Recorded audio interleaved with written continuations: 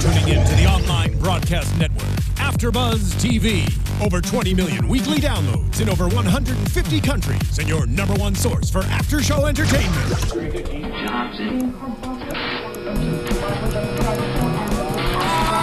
AFTERBUZZ TV, the destination for TV superfans, producing aftershows for over 300 of your favorite TV shows, interviewing celebrities and showrunners, and bringing you behind-the-scenes exclusives. All thanks to E! Entertainment's Maria Menounos, producer Kevin Undergaro, and internet leader Auffman. Now, let the buzz begin! Sweet. It's Monday. You watch Gotham. Now you're tuning into AfterBuzz. We need to hype you up, keep you awake. It's late in the East Coast. Where are we at here? We're at AfterBuzz Studios. I'm Ryan Hooks. This is Gotham, episode number 8, The Mask. To my left, the gang's all here. Everyone's back. Good to see y'all. Monse Bolanos. Hi. Joyce Ajouri. Hey, good to be back. Steve Goffin. Good to see everybody. Hey, Steve. I told you I'm gonna call it out. Please, Steve's feeling a little under the weather today. He's here. We appreciate it. If you can't hear him, turn it up. I sound like a crazy old man in a little bit. That's why Joyce is slowly creeping closer to Yeah. Nobody wants to get what you have. If you're watching and I go out of frame, you'll know why. He's coughing grossly on you. Hey, first off, I want to start off by saying happy birthday to Phil Svitek. Yes. Our executive producer here at AfterBuzz TV. Another year older, another year wiser. Thanks for doing what you do. Happy birthday, Phil. Yes. Yes, Phil. Happy birthday. Feliz cumpleaños. On the he hosts one of the panels, and they went in with a cake in the middle of his show and like interrupted it, and everyone sang to him and told us we were going to interrupt yeah, him. and we didn't get invited to that. So we're gonna run out of cake by the time we're. I know. Sorry, we're in here. We're missing out cake. So if you want to send us cakes to here in California, we love cake. We love food. So all right, we love Gotham even more. This is episode number 8.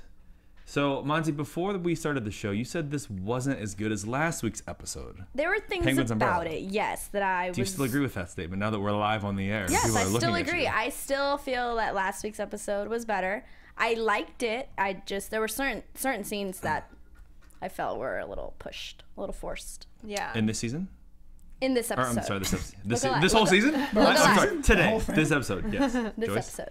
I agree. I mean, I liked this episode a lot. I thought it was cool, but there are still some things, mostly characters, where I'm just like, come on, like, give us more or don't give us any of it at Barbara?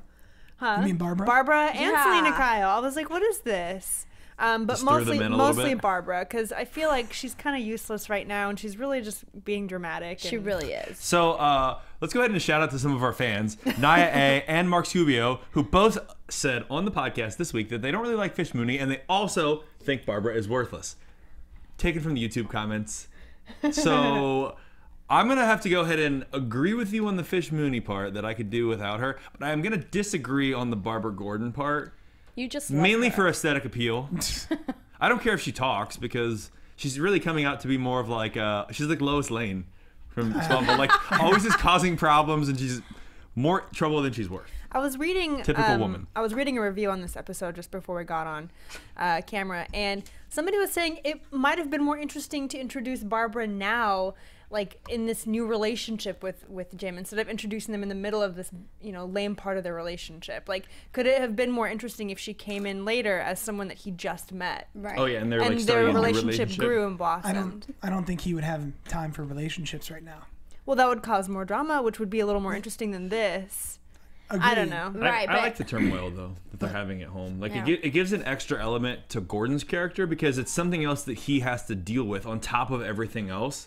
So it's something that can additionally push him to a breaking point where he snaps for something that happened at home, but then that's why he's irritated, and then something at work causes craziness. Yeah. I just think it adds to his layers. It personally. does. Yeah. yeah. He's got to So- deal with it. Again, she's great to look at. I'm glad she's here. All right. Also, I want to give a special shout out to our friend Glenn Garcia. He's been doing a lot of work for us on the Twitter Nice. world. Yes. Yep. Like hooking us up, trying to get us. He's trying to book us guests, basically. Like people from Gotham to come in. So thank you for all your hard work. Wait, I booked him as our PR guy. Should I have told you? As long as he doesn't get paid more than you, then we're fine. Well, I mean, Okay, done. We're in. We're good. All right. So a couple things too. People were talking about how they like that I've been talking about the numbers of Gotham. So in our Xfinity weekly review from On Demand, Gotham actually dropped a spot. It's number 7 this week. Big Bang Theory jumped up a spot from the past week. So it's number 7. However, it is currently the number 1 rated drama in the demographic of men 18 to 49. Okay. And it is still getting a 4.1 rating, which is a very high rating for television these days. yeah. 10 years ago, 4.1 would have got you canceled. But like, there's so many shows out now that that's a really good rating. And so it's still getting really high ratings. And I almost think that because it's doing so well on the actual live airing, that the on-demand stuff is more just extra numbers of people that are maybe rewatching or various things like that. But when it comes to the bottom line of them selling ads, Yeah. people are buying ads for the live view, Right, And they and- do great on the live view. And I even said last week that in the last month, since the show's been on, they've had 22 million views of episodes, but also 5 million of those views came from sources that were not rated by like the big ratings numbers, like things that the companies don't even look at. So they're getting a lot of extra things, but they're doing really well on the front end, which is the reason they got the extra episodes. And it's really good for us because that means we're going to get a bigger budget for the extra episodes they're adding. Because I almost wonder if when they get to the point where the show should have ended, if they're going to taper it off like a mid-season finale, or if we'll feel like there was a closure, or how they're going to transition to the next part. Will we notice it? Interesting. Yeah. Will you Yeah, notice well- that this should have been I feel end, like, closer. like I this feel like should there'd be enough money Maybe. involved in this show that they would be They would go back Prepared. and rewrite well, they stuff. would be prepared for. Let's assume it's a whole season, and just write for a whole season, and then if things adjust. yeah, and then from if it's not a whole season, then okay. Yeah, sometimes you can just leave it. It's like, oh well, sorry Yeah, guys. Like, sorry. if it's getting canceled, people don't always seem to care anyway. We're leaving that girl in another time. Heroes. It was a Heroes Yeah, reference. because they just left it off. They just left. Dang They writers just strike. left her there. Well, they did that with Almost Human as well this past season. That it sort of was 13 episodes, and a lot of people were pushing for it to get renewed, and it was right on the border, and it sort of didn't really end well. And Fox does that sometimes. So. Yeah. Let's not talk about Let's Firefly. not talk about Fire. That was the next thing on my list to talk about. There's like All right. so many people that get so angry when it comes Yes. to Firefly. Okay, let's They move do. on. We will There tell are us people- another conversation. There are Yeah. people very I want into their to Firefly. change the subject now. Yes. Please. Let's talk about Gotham. So I want to talk about Bruce and Alfred first. Ooh. So Bruce finally goes back to school. Apparently, he does go to school. For one day. He went for one day. I don't know if he's went. he's probably not going to go back after this. I bet because Alfred is forcing him because he has to, and it's good because we're getting. I feel like we're getting more and more of Bruce every week, which I like because we're getting. And I shout outs to Bruce Wayne's character because he's doing a really good job, and you're seeing like the anger and the turmoil that he's putting out, and you know he's getting picked on by Tommy at school, and this is leading to Batman. Like you can be like, you know, he wants Alfred to teach him to fight, and he wants to do things to make himself feel better, but this is the dark side of him that Yeah. becomes the Dark Knight. I love the quote that Bruce Wayne said earlier in the show. He said, it's when Alfred brought him to Tommy Elliott's house, and he was, you know, he was just thinking. He had this look of thought on his face, and I forgot what Alfred said to him, but Bruce responded with, "No, I'm visualizing what I'm going to do," which is exactly what we love about Batman, which is exactly what makes Batman Batman. So to hear Bruce say that and to see that seed planted in his attitude and his behavior, that was really cool to me. I was like, yes, it's coming out. And I love that he uses his dad's watch as like brass knuckles. Damn. Yeah. Punched That's him. perfect. Yeah. But the thing about it is that is interesting to me. I wonder if Alfred taught him anything between the time that he left school and the time that he went to Tommy's house. Because if he could punch like that before, why didn't he punch him like that at school? Because he's at school. Yeah, I don't think he Yeah. taught him anything. But he slapped him. Well, that's not like a full-on bloody punch. Yeah. And, And that's that was what you, reaction. That's what you do when someone disrespects your mother. Yeah. You slap him. You slap Yeah. them when someone disrespects your mother and then beats you down 3-1. Yeah. You go to their house and you punch them in the face. Yeah. With your father's watch. You've never followed those steps?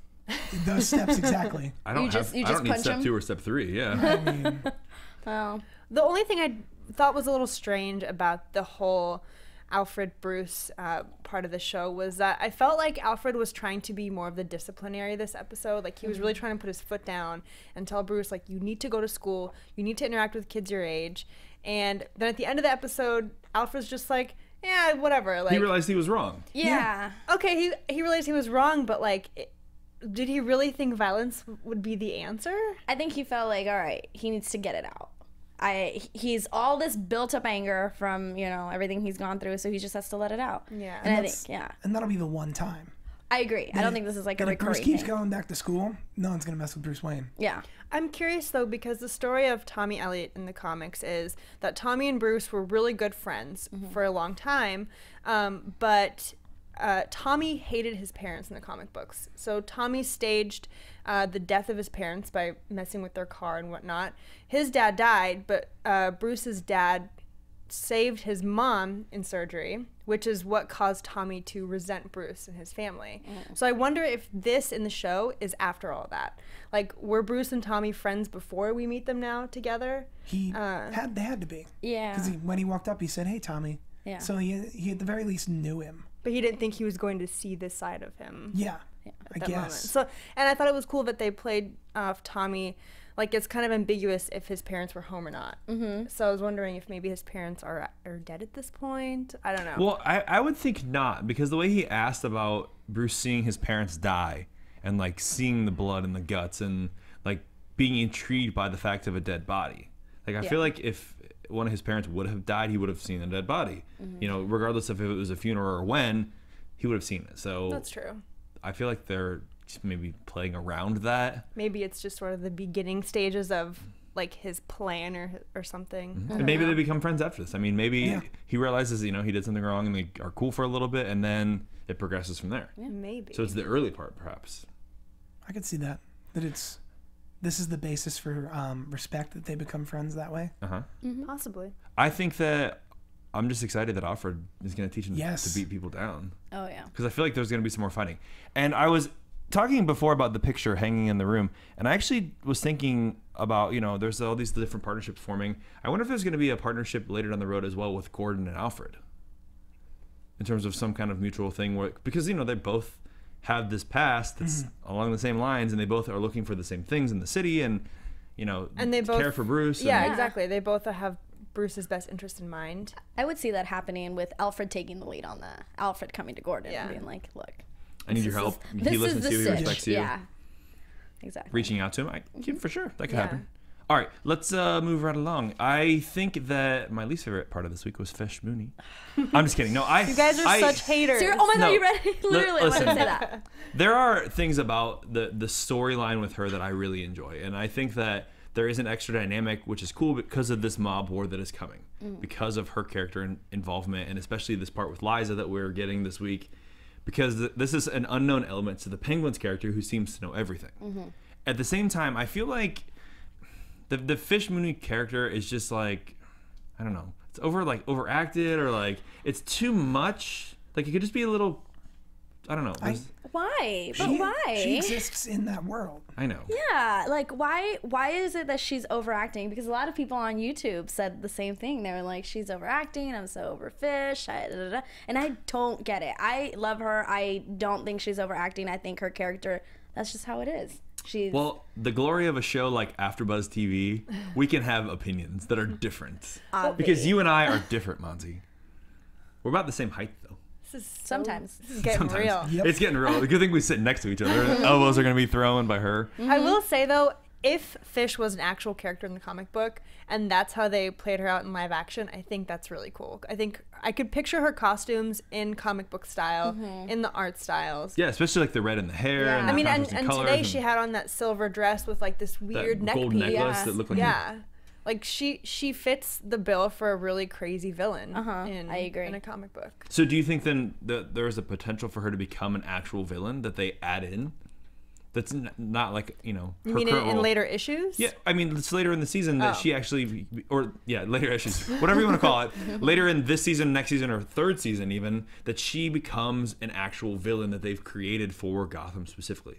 So she becomes our Mask or our, you know, Balloon Man or somebody else. Maybe. That she That'd be cool. is involved in similar ways. You know, the Penguin at this point isn't really a villain. I mean, we know the Penguin later to be a villain that goes against Batman and that, but at this point he's not. He's just a character. So is there a potential for her to be a villain? Yeah. Or- They could take it that far. Or a martyr. I could see it either way. I could see her being gone by the end of season 2. Well, and that's, I think, the glory of introducing new characters, because those are the ones that are easy to kill off. Right. Like, there at times can be a situation where you can say, you know what? This doesn't fit our plot points anymore. We can get rid of her because people aren't going to be mad. If they kill the Penguin this week, Right. you know, like, you can't. Yeah. So you need them. Although I will say that I was a little bit annoyed that this week. So when Penguin goes to see Fish, and he's offering truce, and he gives her the brooch that he stole from that old lady on the street, and then I was like, okay, is she gonna really stab him, or did they just hype it up in the trailer? Because they showed that trailer this week over and over, where she like makes the move to stab him, and then Steve was like, yeah, she's gonna stab him. And she does, and I was like, you know what? That really was cool, but I wish they wouldn't have shown it on the trailer, because that would have been such an awesome point to the episode, with her, taking the reins as, you know what? I hate you guys and everything you stand for, and you can come in here and pretend to be friends with me, but it's not gonna happen. Like, it would have been a cool surprise to see I that, would've to be been- like, that's what she's capable of. I mean, so far. I would have been taken aback watching that scene had I not seen the trailer 15 times this week on TV, where she just was like, you know what? Boom, stabs him in the hand, and you're like, whoa. Maybe they She's did that serious. because people are so skeptical of having Fish on the show that they showed it in the preview so many times to get Or- people excited for I it. was gonna say, yeah. The previews are for people who weren't watching every week. Right. Because Yeah. the sad fact I know, is but the it- people who are watching every week are going to watch, and they're trying to, get Well, it. and this goes back to the ratings. I feel like at this point in the fall season, people are watching the shows that they're watching. You're hard pressed to get a lot of new viewership on shows at this point, because you're 8 episodes into most shows this season. Pretty much everything started in September. So if you're not watching a show right now, you're probably not going to start watching unless you've DVR'd every episode. And Or I think some people jump in the middle.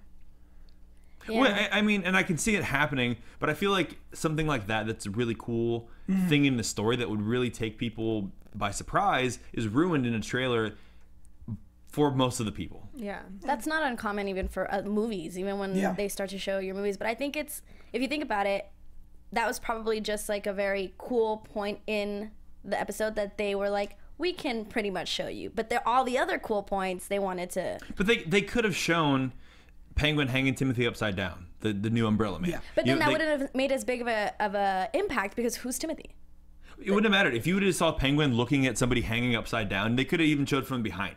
The shot that they shot before they flipped his face and he gave him the information. They could have shown scenes where the 3 guys in masks were fighting. There were so many other action-related scenes that I think they could have shown in a trailer to entice me to watch, than something that's really plot pivotal that shows where she stands against these factions. Yeah, but at the same time, it's 2 main characters and then characters nobody knows about. That's what you're comparing. I know. I'm just saying. It's like, I'm just saying we can agree to disagree yet again. obviously. You look pretty today, by the way. We agree on something. I like your hair. It looks nice. Thank you. Your hair looks like Wolverine. I didn't. It's because I didn't comb it today. Lucky. It just looks like this.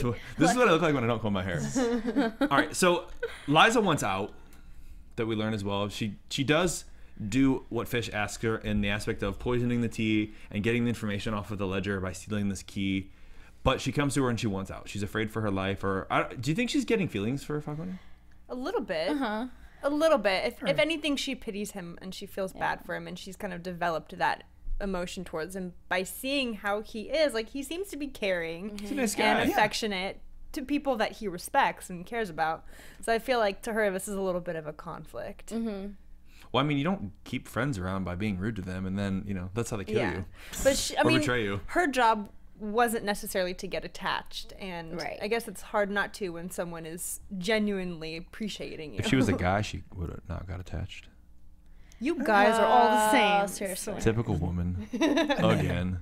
I know all the people Hey, he's I attached cook, too. all the people I cook and clean for, I get pretty attached to. Personally, You and the cat. yes. Yeah. And the dog. Oh, and the dog. Yes, and yes. So she tells her this story about when she was little, her mom was killed by some of Falcone's men, and that's the reason that she wants to not be a powerless woman. Lies. I love it. Lies. Lies. Manipulative, Did you believe it when she said it? Yes. Yes. I did. I was all in. And when she said, "I'll never let a man be on top," I remembered the episode previous where she was like having sex with Nico, and she was on top of him. And I was like, "Oh yeah, that's Yeah. a little step, a little." So was flashback. it foreshadowing? I mean, I think it was just consistent with her Yeah. with her story. Yeah. So I thought that was interesting. And then the lady who was singing in the club, That's her mom. I will assume that's her mom. that's got to be her mother. Has to be. Yeah. She's so somebody cute. who- She's You were so mother. cute. The way she treated her, it was the nicest we've ever seen Fish. Yeah. Well, she was the only person in the club because Yeah. nobody goes there. Nobody. Yeah. That's what Steve said. Yeah. There's never anyone at the club except the bartenders. A And drink at this club needs to be like $1,000. And people auditioning for acts or maybe they're always just showing the club before it's open. It's like daytime. I think so. It's like daytime or- club action. yeah. You can't operate whatever business you're doing like Fish is And I think that one when scene, people are around. that one scene with Oh, Falcone they and Fish, chased were them all open. out. Yeah. Yeah. There was like a couple tables. They're like, get out of here. Yeah. Get out of here with your $3,000 tabs. They're on the house tonight. Okay, so Real quick though, I want to Yes. say like I know Fish is manipulative, and I know that she, she'll do anything to get what she wants, and she'll even lie to Liza, poor thing. But I kind of feel like her relationship with Liza is getting a little more like perverted. Like it's a Calls her little, mama it's a and- little sick. It's a little like weird role playing, and she's kind of brainwashing Liza into to acting that way, and it just seems a little creepy to me. Like she's being creepy. I felt like that before, and today I felt like, oh, maybe she's trying to be normal. So I actually went opposite of your Really? feelings. Yeah, but I felt like that initially. I Yeah. was like, this is creepy. I don't like this relationship. Yeah, And then it's a today I little just weird. was like, I'm there that it's creepy and I like this relationship. Like I know why she hired Liza and Right. everything, and I know what she's trying to do, but it's just so weird. So here's my opinion on the matter. So I think with the Fish Mooney character, she's a character that they need to sexualize in the aspect of her role and possibly even how she got power in the factions that she's in, a seat at the table, if you will, because of her sexual prowess and her ability with men. However, at this point, she isn't really around anyone else. So the only person they can sexualize her with is Liza. Because you figure everyone else that works for her is a servant and nobody has a relationship with her.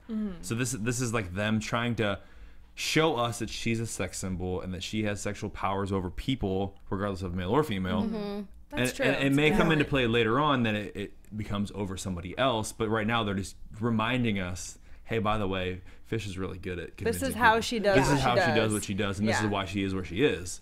So, I mean, I think they need it to keep reminding people. oh, I agree. Do you think Liza's a liability at this point? No. I'm glad you agree. I'm moving on. I know, I agree. Fish can cut her loose in a second. She can, but I think she can still spill enough information to get and Fish in that's what I mean. trouble Not- before not- Fish not- lets her go. Yeah, sorry, go ahead. That's it. Okay, not that she can. That it matters if she gets rid of her or not. But is the information that she knows being involved with Fish is it detrimental to what happens? Because will she tell? Basically, No. She doesn't. All she knows about Fish is that Fish hired her. right? find To get out. close and get information. Now she can That's- say, "Hey, Falcone, I did this, this, and this. I'm sorry." And she's dead. Maybe Maybe she, not. Maybe she won't tell, because I mean, the conversation she had with Fish in the club was, "You're rich, you have money, you're rich, and people are afraid of you. Isn't that enough?" And I feel like she was also kind of speaking for herself, like, not only are people afraid of you, I'm afraid of you. So I feel like Liza's maybe too scared right now to say anything, but I think something will happen where she will become a liability. Well, and that I think Maybe I don't know. It's like heading there. Yeah. Depending on how deep she gets in, how much information But then she at the end of gets. the episode, it seemed like she kind of submitted to Fish's Right. request. for now, but she request. was there in her presence and being seduced by her. When she goes back to Falcone's house and is in the situation again, does it come up? And usually the people that are scared are the ones that talk the fastest because they don't want anything to happen to them and they don't know that they have options and what they can do. I'm just saying. Yeah. Yeah, Something to think about and look for in a few episodes. Just putting that out there Yeah. as a possible bug. So the Penguin this week is adorable as always.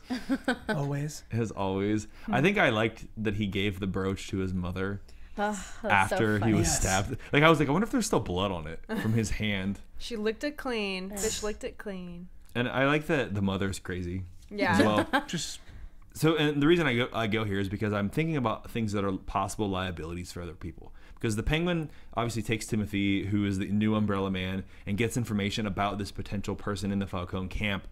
But like to me, I think that is the Penguin's spot. Like if he was to give up information or be in a situation, his mother is where they could get him. yeah. Because they keep introducing us to her and they keep bringing her back, and he keeps going to see her, so he must care about her. And he does make a comment that everybody has a weakness. Everybody has, and that to me is his weakness. Yeah, his mom, definitely. Yeah. Who gets to his mother first? Fish. Mooney. Yeah. Do you think Fish is the only option, or do you think someone else could get to the mother to continue to use the Penguin to serve them? Because we know he now has this relationship with Falcone. He's also working for Maroni. So do one of them take her and say, listen, you keep doing what you're doing and you kill this person or backstab this person? I don't think Maroni would at this point, because he respects Cobblepot so much. He thinks he's the golden boy at this point. I think if Falcone wants to get to Cobblepot's mom, he would use Fish to do it. And I think Fish would be the perfect person to just have that evil chemistry with his mom and her. I think it'd be the more interesting encounter. And I think Fish is the only person who needs to get to the Penguin right now, because Maroni thinks he's there. Falcone is there. I mean, I agree with you guys. I'm just pushing to see if there's other avenues that we can explore. You know, just keeping it fresh and interesting here at AFTERBUZZ TV. Get off my lawn. I've wanted to say that this whole time. Damn you kids and your rap music. With your Twitters and your YOLOs. Hey, speaking of YOLO, since you only live once, you should go to our AFTERBUZZ TV YouTube and iTunes page, and you should rate us, and you should comment. It only takes a second. It's free. We do this for you. You can do that for us, right? Like less than 30 seconds, you could write a 5-star review and say how awesome we were. Yeah. Boom. Shout out 5 stars. Make it your good deed of the day. Every day, all day. What? I'm gonna make a gift. Make a gift. Okay, let's not pretend we like each other. Oh, you're pretty. Just keep telling yourself that. Just keep telling yourself. Back to what I was saying. AFTERBUZZ puts out like tons and tons of content. We do it for free. We do it because we love it. We want you to help us out. That's what it takes. Because when you write on our comments, I write your name down on this piece of paper and I talk about you on the air. There's no reason else. Give us 5-star rating just so I'll talk about you on the air. Yeah. You can show your friends. Or you could tweet at me and then I'll write it on that piece of paper. That's fine. You can borrow my pen. It's black. I like this specific kind of gel pen, so Great story. make sure you give it Can back. you tell it again? Yes. AFTERBUZZ TV, YouTube, iTunes. Thank you guys. You're the best. All right. So let's talk about the meat and potatoes of today's rescue action, The Mask. Our episode actually starts off with 2 gentlemen in ski masks in an old abandoned office fighting it out with a creepy man watching, wearing a mask. Makes it pretty straightforward, right? And you were saying that somebody tweeted at you predicting this. Oh, yes. I want to point out. Give him a heads up. Put in my password. Mr. Glasgow, he tweeted you and me, Monse. He said that in Gotham, M.R. Sionis could be Black Mask's dad, which is interesting because I thought the same thing, because in the comics, Roman Sionis is Black Mask. So in this episode, his name was Richard. So I was thinking, too, it could be his father, and I was trying to look it up, but I didn't see the parents' names of Roman Sionis in the comics. So it could be his dad. Interesting. Well, especially because they don't necessarily tie themselves to the comics either. I know. But this could be their idea. But I like to see if there are any parallels right off the bat. Well, and I was saying last week on the episode that the article that went out from the comic event last week, Kamikaze, that when they introduced the Scarecrow character, he's actually getting the stuff passed down from his father. So this could be, there could be a lot of father figures in this that are passing stuff down to their kids, which later become the Gotham villains, because most of them obviously are not adults at this point. Right. So this could very likely lead to that as well. We'll find out, won't we? Yeah. So thanks for saying that to us, Mr. Glasgow. I'm sorry my phone sucks and it didn't tell me. I literally just I mean, it might have been weeks ago. It's all good. It was 3 hours ago? Yeah, it was earlier today. Well, I think. Good thing you have that new iPhone 6 and you can't get tweets from people. Listen. My Samsung Galaxy gets tweets all week. Oh, that was a plug for Samsung. This is again. going to You're be welcome. like Fish Mooney. You couldn't even get that pen through my hand if you tried. I wouldn't even want to try. That'd be the awesome. sound of that would be gross. Gross. Yeah, that's just the sound of it. Gordon and Bullock, The Mask, everything. Back to task. We do this. We're bad at this, aren't we? Welcome. Yeah. I thought it was just the Monse and Ryan show. Oh. Go ahead, Steve. Yeah. Go on with your clear voice. Go ahead. Keep talking. Yeah, absolutely. I'll just keep talking with this totally good sounding voice that people Why don't you talk just about want to Gotham? have in their Why don't you ear. talk about Gotham while you have that voice in there? All right, so It'll be your Batman voice. I'm Batman. Where is he? Where is he? He must have friends. You have to yell. You have to yell a little. I do not have that volume. What? Where is he? Oh my god. It's pretty loud in my headphones. You gadget. Wrong show. All right, so our plot point this whole week is about the mask, and I feel like this week's villain was very like trivial because I feel like so much else happened in the arc of the story, which we talked about 2 weeks ago. How we like it when there's more about the people that we like already and not as much about the week's villain. Because I think this week, you know, the mask character did one thing for me, if nothing else, is he solidified a relationship with Gordon and Bullock. Yes. And that to me, I think, is an awesome thing. Totally. Go ahead, Steve. I need a third agreement. Yes, I totally Thank agree. you. I'm going to keep saying things and know that I'm right. So, and it did, because we saw this week that Bullock gets mad at Gordon for some of the things that he's doing when they go investigate the body, when he arrests that guy, because it's bad for the cops. But we also see that Gordon's standing up to the cops now because he doesn't care. None of them stood up for him. He's not going to help any of them out anymore. And then Bullock also gives that like rousing speech. Yeah. Even though he calls him an asshat. And also, Gordon doesn't care because they're ignoring him anyway. So no matter what he does, they're not going to react or do anything about it. Yeah. So he's going to keep doing what he thinks is right. And he genuinely can't trust these people. And that's... But do you think he has... I'm sorry. Is there more like... Let me think about the best way to phrase this. Do you trust Bullock? How about that? I do. Yes. Simple. Yes. I think once he has someone's back, he is loyal to the end.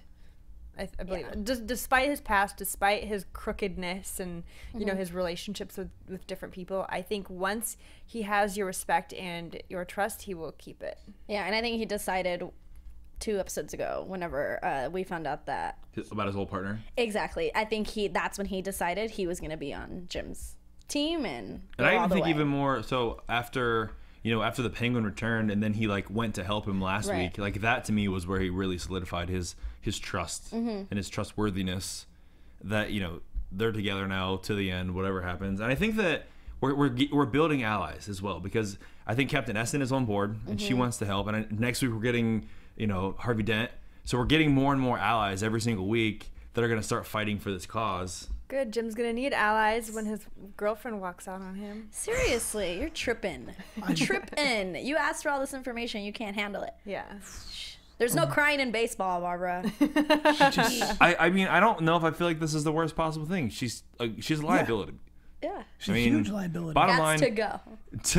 got to go. I mean, go. when I was watching this week's episode, when she was talking to him and she's like, "Can you promise me that I'll be safe?" Blah blah blah. All I could think about was the last week when he sent her away on a train and she was safe until she came back on her own. He can promise you're safe if you listen to him. Yeah.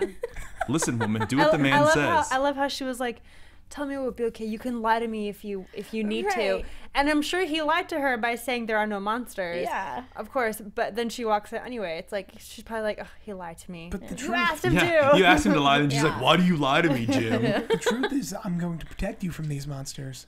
Yeah. But Just do as I say. You should be Jim Gordon. That was a good line. yeah, there are, but I will protect them from you. Yeah, that's it. Them from you. Yes, them from you. Them from you. That yes, the villains need protected from you because if I don't protect them from you, then you're gonna rat me out, and then I'm in trouble, and All the other things. all the things that ruin everything for me in this show.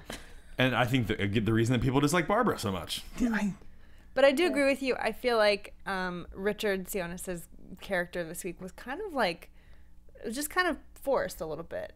It wasn't really, it didn't feel like there was a true battle. And there wasn't going even on. really like that much crime. I mean, obviously there was a body because the guy got killed. It was accidental that he got I killed. mean, they were trying to get to the bottom of why all these young men who were trying to get these jobs or whatever came out with those injuries. And Yeah, because stuff. basically they were promised jobs in the investment firm if they won the fight.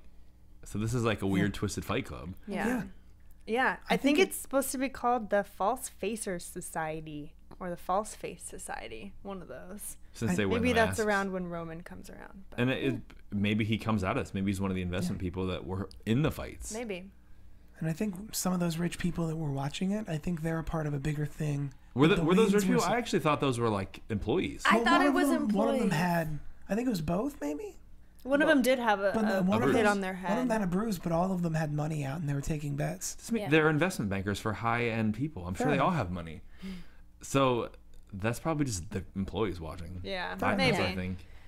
Well, it was interesting too because the final aspect. Gordon doesn't listen to Bullock again, and he gets himself into a situation again, and he goes in without waiting for help, which we saw because when he's at the investment banking company talking to him, getting the interview with Sionis, he gets all up in his grill, and actually that was probably one of my favorite parts this week. Yeah. Yeah.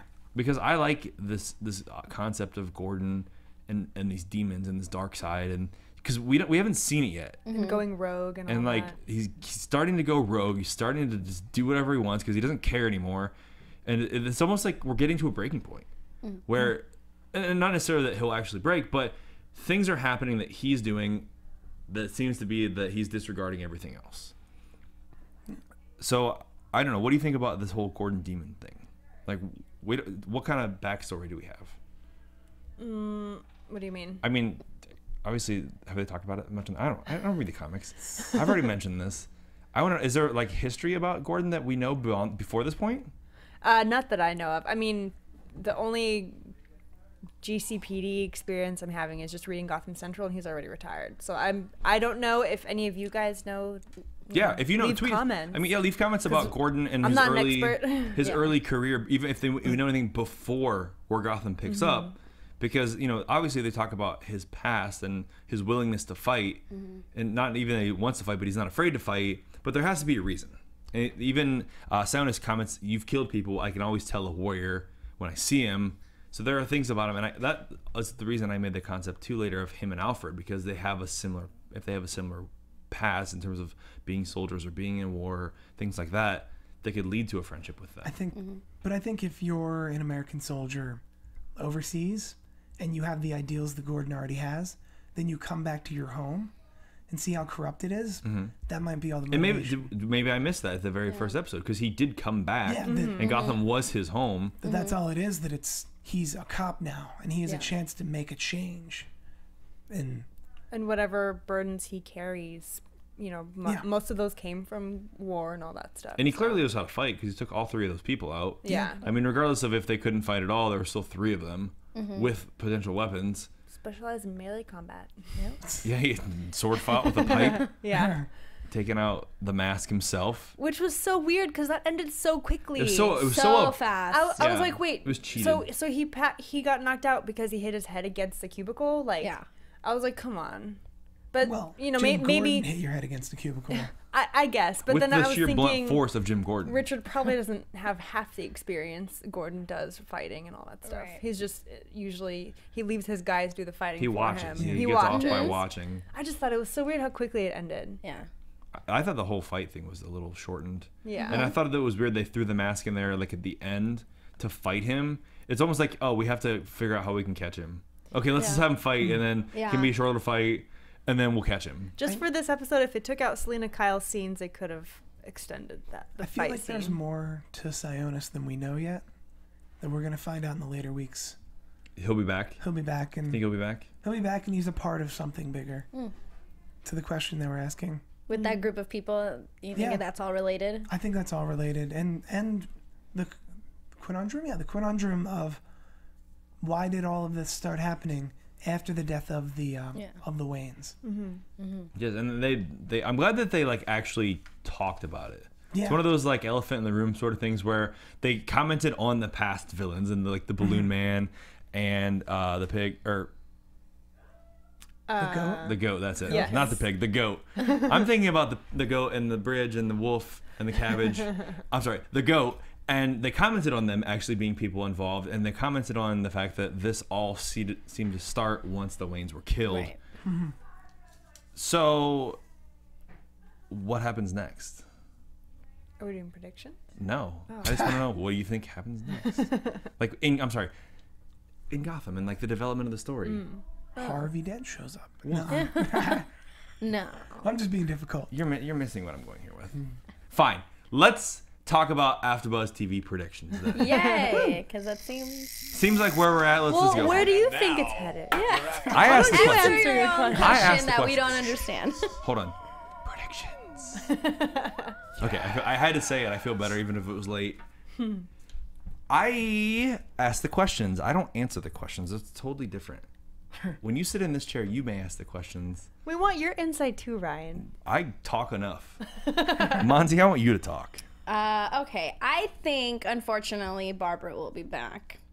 I hope so. And I think she's gonna come like at the end of the episode. Maybe we might not see her for an episode. Maybe. I think she'll be gone. On it. But she's gonna come back at like the worst time. It's like, just don't come back. She's gonna come back at the worst time. And I also think that Fish is on the verge of finding out that she's being played by pretty much everybody around her. She's gonna find out that maybe Falcone does have something else up his sleeve. Yes. And Joyce? Well, I think Barbara is going to be gone for a while too. I think she's going to come back as Batwoman or No, we've established that she's not that person. No, Batgirl. Batgirl. But she's not Batgirl. Batgirl is she their can be kid. Batwoman, not Batgirl. she's gonna be Batwoman. So I said Batwoman. Yeah.